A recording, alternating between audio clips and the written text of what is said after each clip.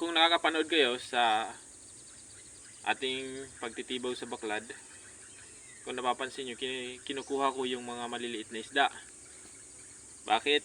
Dahil ito. Ginagawa kong pakain dito sa ating fish pond. Yan din ang kahalagahan kapag meron tayong baklad.